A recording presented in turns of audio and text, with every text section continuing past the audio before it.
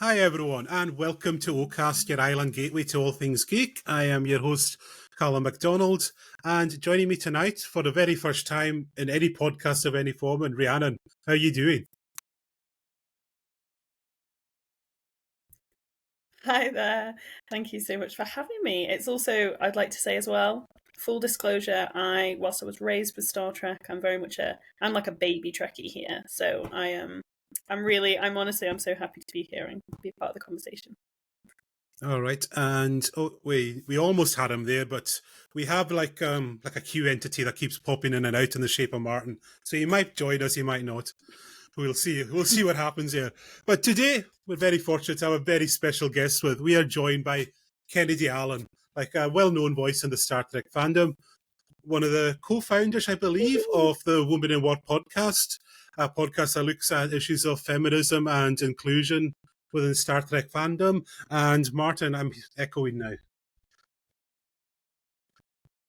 Is it just me that you were losing? Yes.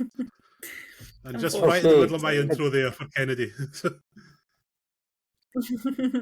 That's all right. I'm just glad you're here, Martin. Hi, everybody. Hi, after that, yeah. I'm so glad to be here. Thank you for having me. Tapalev Ershamo Bichan. Is that more appropriate? Am I Laringuelga? So bear with me. And even that's, not a lot. All right. And I suppose we'll just get the introductory question. So when did you get the Star Trek bug? Was it from early on or was it later on in life? Jeez. It was very early on. My mom is a huge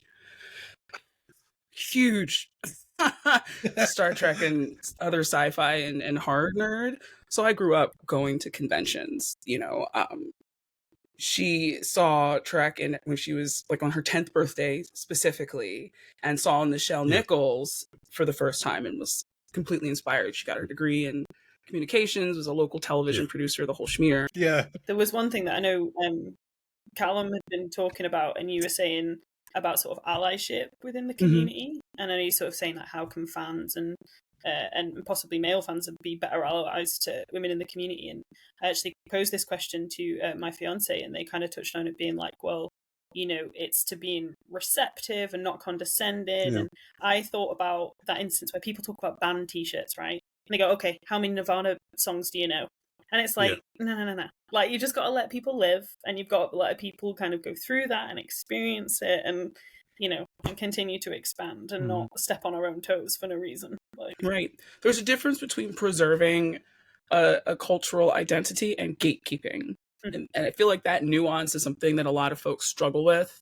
And unfortunately, I do see it you see it in fandom at large because human beings, but you also see it in Star Trek and in Discovery, I think in particular, acts as a vehicle to flush out the bigots. Like, you post anything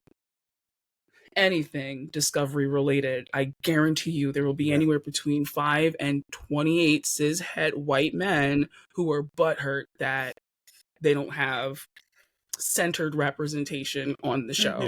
And they're going to come up with a litany. It's almost like a script. I just want to know, like, how many Ks are in the Star Trek that they're watching, because I feel like they might have gotten a bootleg or some type of weird cable access clan member weird a manifesto. I don't know. I genuinely have no idea. Like, as a monthly subscription. Literally anything is possible, because I don't understand how we can watch the same thing and get such different, and you walk away with this.